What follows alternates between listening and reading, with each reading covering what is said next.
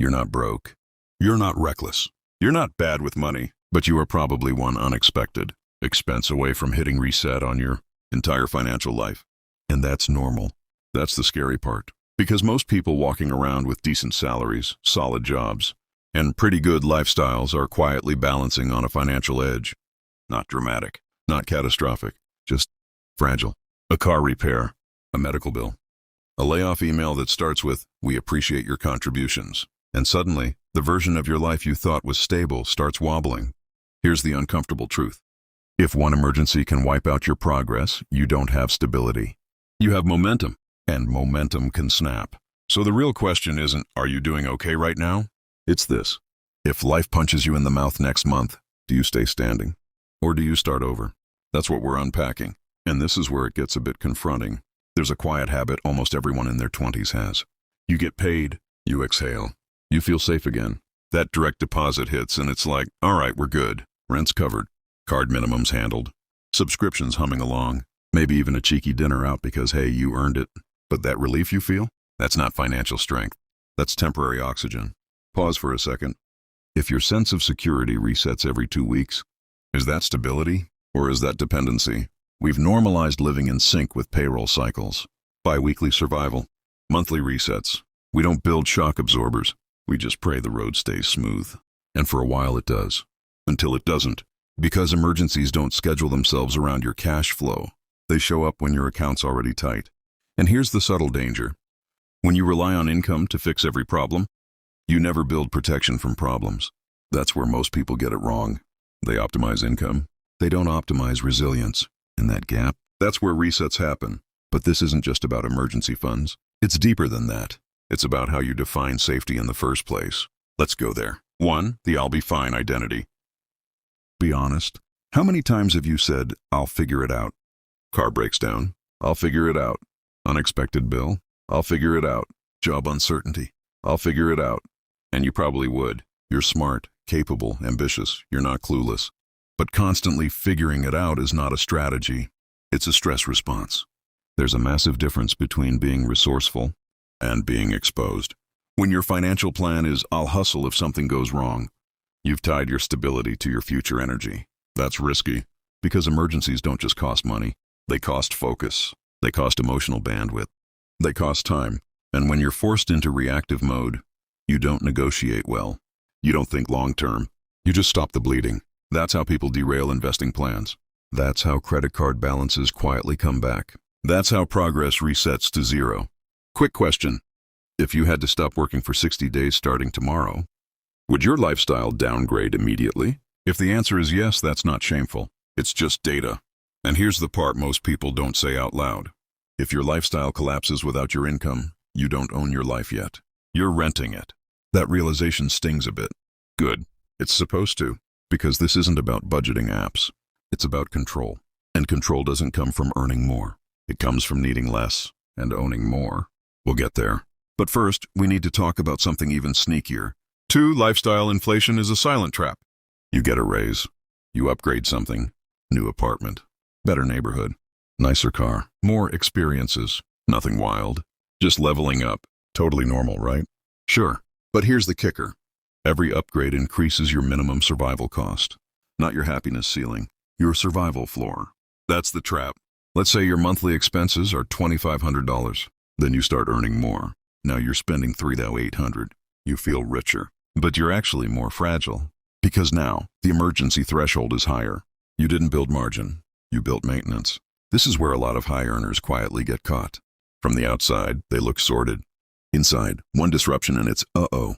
And the wild part? The upgrades feel earned. You worked hard. Of course you want better.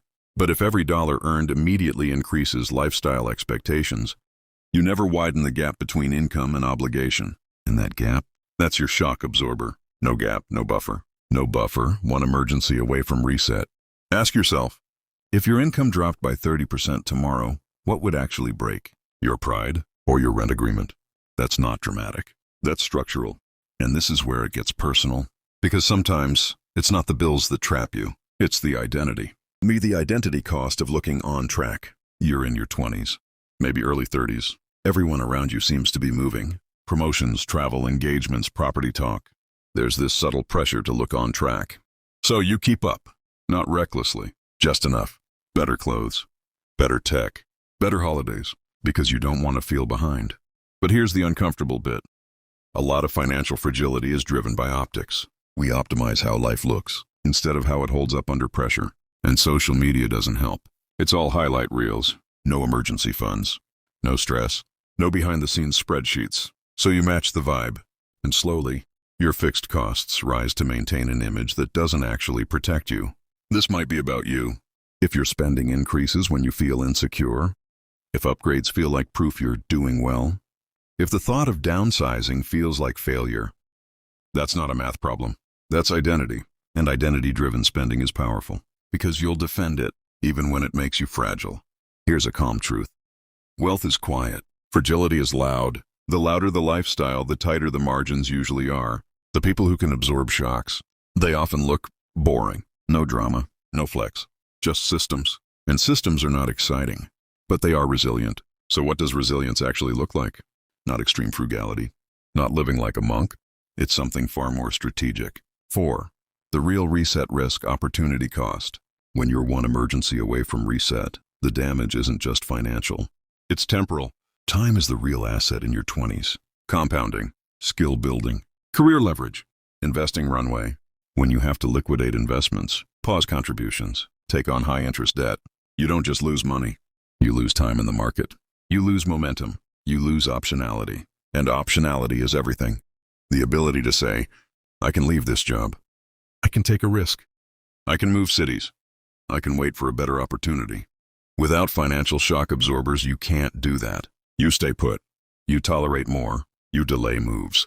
And slowly your life path narrows. That's the hidden cost of being financially exposed. Not bankruptcy, constrained decisions. And constrained decisions compound too. This is why the emergency fund conversation is bigger than 3 to 6 months of expenses. It's about buying breathing room. Breathing room creates better choices. Better choices create better trajectories. And better trajectories create actual wealth, not just income. So let's resolve this properly. You don't need to panic. You don't need to slash your life in half. You don't need to move back home unless that's strategic. This isn't about fear. It's about awareness. Here's the shift. Stop measuring financial health by income.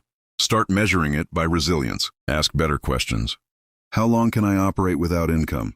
How quickly can I reduce my burn rate? How much of my lifestyle is optional versus locked in? What percentage of my income goes toward assets? Not maintenance. That's grown-up money thinking. It's calm. It's boring. It's powerful. Instead of upgrading every time you earn more, widen the gap. Let income rise. Let lifestyle rise slower. Build systems.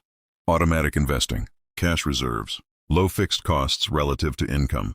Skill leverage that increases earning power. Not flashy, but bulletproof. You don't want a life that looks expensive. You want a life that can absorb impact. Because emergencies aren't rare. They're inevitable. And when they come, you want to respond. Not reset. There's a massive psychological difference between, this is annoying, and this sets me back 2 years. One is inconvenience. The other is fragility. Your goal in your 20s isn't to look rich. It's to become anti-fragile. To build enough margin that surprises don't dictate your future. And here's the quiet confidence move. When you know you're protected, you take smarter risks. You invest more calmly. You negotiate better. You walk away when something's off. You don't cling. That energy, that's real power. Not the car, not the apartment, not the aesthetic. Control. So if this hit a bit close to home, good. That means you're aware. And awareness is step 1. Now, if you want to go deeper into the root of this entire issue, the illusion that income equals wealth, you need to watch the next video. Because if your salary is the only thing holding your life together, you're not wealthy yet. You're leveraged. And in the next video, I break down exactly why your salary is lying to you and how to stop building a life that depends on it. It's the logical next step. I'll see you there.